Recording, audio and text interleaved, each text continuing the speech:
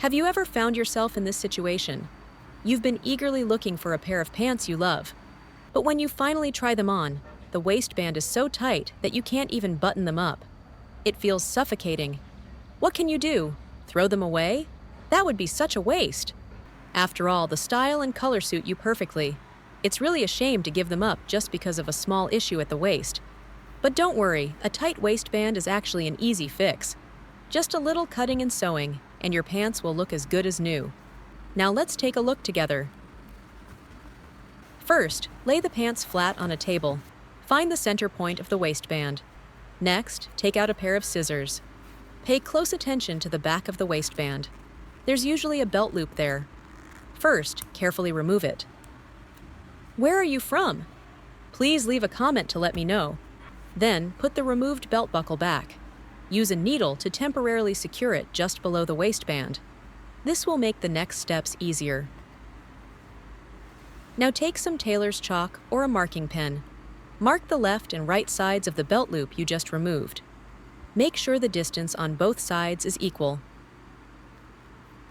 Then, use a ruler to carefully align your markings. Draw straight lines from the markings outward on both sides. Use the same method for each side. Now, using your scissors, cut along the lines you drew. Cut carefully, all the way to the top of the marked point. Then, trim away the excess fabric. The cut section will look like it's been burst open. To prevent the threads from unraveling later, you'll need to sew the edges securely with a needle and thread. First, thread the needle. Even experienced people can struggle with this step. The needle hole may be too small, the thread too thin, or the lighting may not be great, etc. The traditional way of threading a needle isn't always convenient or effective. So, here's a practical threading technique. Lay the thread horizontally across the firm, raised part of your palm. Let both ends of the thread hang down naturally. Press the needle hole firmly against the thread. Then, rub the needle back and forth across the thread. The amplitude is about 1 to 2 millimeters. Repeat slowly several times. You will see the thread will bend up and out of the needle hole. Now, just pull it through with your hand. This method is more convenient and faster than traditional needle threading. It's my personal favorite. If you want to thread multiple strands at once, you can still use this method. You pull the thread that has been threaded down. Then place the needle hole over the second thread and repeat the rubbing motion. Once the second thread pokes through, pull it up. Now you've threaded 2 strands. Align them evenly. Then use scissors to cut them to make them even. Tie a knot at the end. Now the needle and thread are ready for the next step. Let's begin stitching. Here's an important detail. The first stitch goes from the inside of the waistband to the outside. The second stitch goes back into the pants at the exit point of the first. The needle tip will stick out. Now split the thread in 2 and loop it around the needle. Pull the needle out again. Next, move the needle 0.5 centimeters to the right. Start the third stitch. When the needle is halfway through, split the thread and loop it onto the needle again. Pull it out and repeat the process. Always move 0.5 centimeters to the right for each stitch. Wrap the thread around the needle after threading the needle. Pass the needle through the middle of the thread and pull it tight. This stitching method is called overlock stitching. It effectively prevents the waistband from coming loose or unraveling. If you don't have a serger machine at home, this is a very practical solution. Once you've mastered it, you can create neat overlocked edges even without a machine. It works well for sweaters, hoodies, and more. Use thread in the same color as the fabric, so the stitching is almost invisible. Learning this skill is worth it. People often say, the more skills, the better, because when you need them in the future, you'll be ready to show your talent. Final step. Insert the needle inside the fabric to hide the thread ends. Trim off any excess. Now the edge is finished, neat and secure. After adjusting the waistband, the stitching is smooth and refined. The original cut is now securely reinforced with double thread. No worries about unraveling, and it adds a touch of craftsmanship. Look closely, and you'll see the stitching naturally blends with the fabric texture. If you use matching thread, it's barely visible. What's left is a modified waistband, wider and more comfortable. Give it a gentle pull, and you'll feel how perfectly it fits. Next, prepare an elastic band of appropriate length.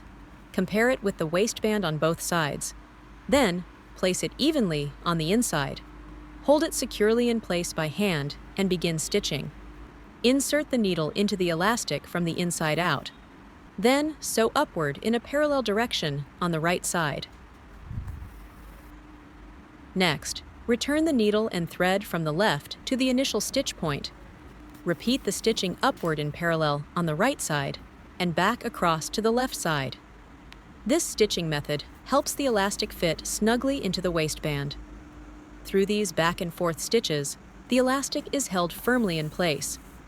You can make slight adjustments in the middle as you sew to ensure proper tension.